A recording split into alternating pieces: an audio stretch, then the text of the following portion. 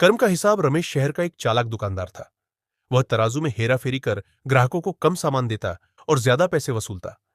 लोग शिकायत करते, पर रमेश हंसकर कहता, दुनिया समझदारों की है, ईमानदारी से पेट नहीं भरता।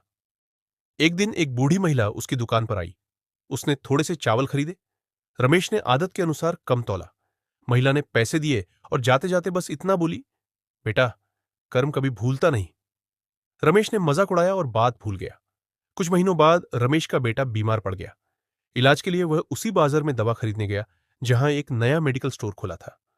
जल्दबाजी और चिंता में उसने दवाइयों की कीमत नहीं पूछी। दुकानदार ने नकली दवाइयां महंगे दामों पर दे दी। दवाओं से बच्चे की हालत और बिगड़ गई। दूसरे डॉक्टर ने बताया कि दवाइयां गलत थीं। रमेश का दिल बैठ गया। उसे पहली बार ठगे जाने का दर्द समझ आया। घर लौटते समय उसे वही बूढ़ी महिला सड़क किनारे भीख मांगती दिखी। रमेश को उसकी बात याद आ गई। कर्म कभी भूलता नहीं। उस दिन रमेश ने अपनी दुकान बंद की, तराजू ठीक करवाया और अगले दिन से ईमानदारी से व्यापार शुरू किया। उसने बूढ़ी महिला की मदद भी की। समय के साथ उसका व्यापार थोड़ा कम हुआ, लेकिन मन शांत हो गया। उसे समझ आ गया कि जो हम दूसरों को देते हैं वही किसी न किसी रूप में हमें लौटकर मिलता है। शीर्षक, कीमत एक कप चाय की। रात के 12 बजे 1 बजे भूमिका।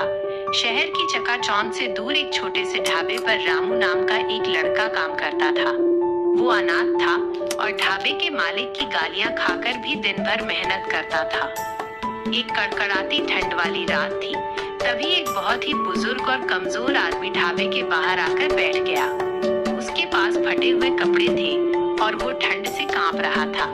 ढाबे के मालिक ने उसे वहां से भगाने की कोशिश की, लेकिन रामू को दया आ गई। 1 बजे 2:30 बजे कर्म का बीज। रामू ने अपनी खुद की रात की रोटी और अपनी हिस्से की एक गरम कप चाय चुपके से उस बुजुर्ग को दे दी। बुजुर्ग की आंखों में आंसू आ गए। उसने कांपते हाथों से रामू का सिर छुआ और कहा, बेटा, आज तूने मुझे जो गर्मी दी है, ईश्वर करे वक्त आने पर ये दुनिया तुझे भी वही गर्माहट दे। रामू मुस्कुराया और अपने काम में लग गया। उस रात रामू खुद भूखा सोया, लेकिन उसे एक अजीब सी शांति महसूस हुई। 2:30 बजे 4 बजे वक्त का पलटवार। कहानी 20 साल आगे बढ़ जाती है।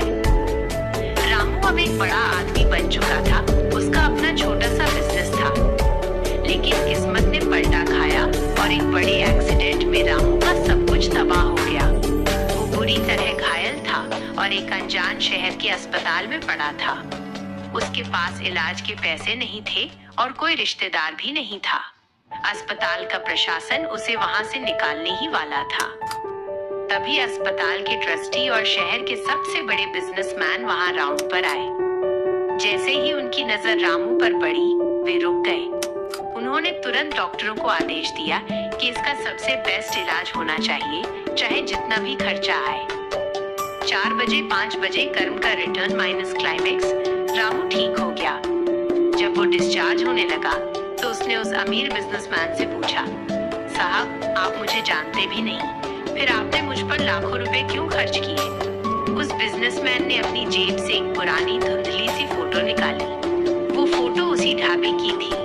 उसने कहा, रामू, शायद तुम मुझे नहीं पहचानते, लेकिन उस रात जिस बुजुर्ग को तुमने चाय पिलाई थी, वो मेरे पिता थे। उन्होंने मरते वक्त मुझे सिर्फ एक ही बात कही थी कि बेटा, अगर कभी उस ढाबे वाले लड़के को मुसीबत में देखो तो अपना सब कुछ लगा देना, क्योंकि उसकी उस एक कप चाय ने मुझे मरने से बचाया था।